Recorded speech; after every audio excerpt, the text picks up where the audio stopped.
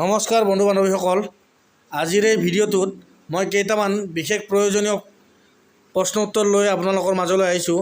এই প্ৰশ্নকেইটা প্ৰায়বিলাক common competitive এক্সামত আহি থকা দেখিবলৈ পোৱা যায় আৰু ইয়াৰ যিকোনো এটা অহাৰ খুবেই সম্ভাৱনা আছে।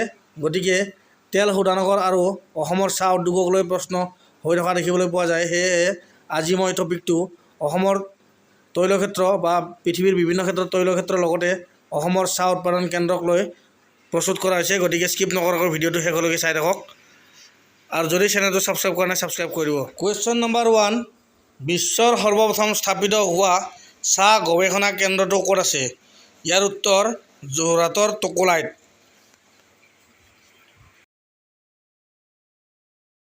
কুৱেশ্যন নম্বৰ 2, ভাৰতবৰ্ষৰ মুঠ চাহ উৎপাদনত অসমে কিমান শতাংশ যোগান ধৰে?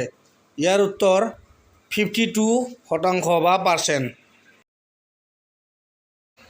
কুৱেশ্যন নম্বৰ 3, যোৰহাটৰ টকোলাইত কেতিয়া চাহ গৱেষণা কেন্দ্ৰ স্থাপন কৰা হৈছিল? ইয়াৰ উত্তৰ 1911 চনত। কুৱেশ্যন নম্বৰ 4, ডিগবৈ তেল শোধনাগাৰ কেতিয়া স্থাপন কৰা হয়? ইয়াৰ উত্তৰ 1901 চনত, মানে 1901 চনত। কুৱেশ্যন নম্বৰ 5, এছিয়া মহাদেশৰ প্ৰথম তেল শোধনাগাৰ কোনটো? ইয়াৰ উত্তৰ ডিগবৈ তেল শোধনাগাৰ।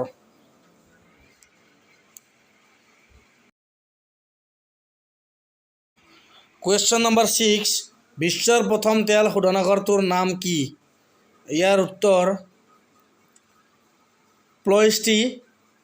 এইটো আছে ৰোমেনিয়া, নৰ্থ আমেৰিকাত।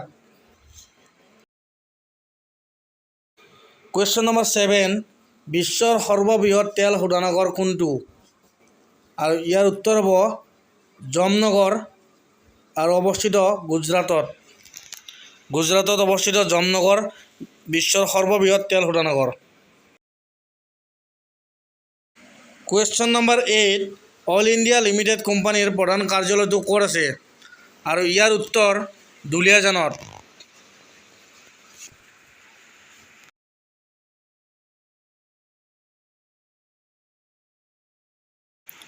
কুৱেশ্যন নম্বৰ 9, বিশ্বৰ মুঠ চাহ উৎপাদনৰ অসমে কিমান অংশ উৎপাদন কৰে?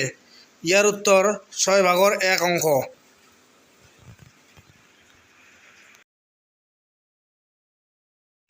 কুৱেশ্যন নম্বৰ 10, অসমৰ কোন ঠাইত পেট্ৰ'কেমিকেল প্ৰকল্প আছে?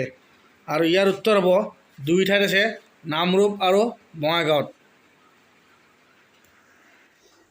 আজিলৈ ভিডিঅ'টো ইমানেই আছিলে। গতিকে আপোনালোকলৈ এটা ৰিকুৱেষ্ট, যদি চেনেলটো ছাবস্ক্ৰাইব কৰা নাই প্লিজ চেনেলটো ছাবস্ক্ৰাইব কৰি ল'ব। ধন্যবাদ। জয় অসম।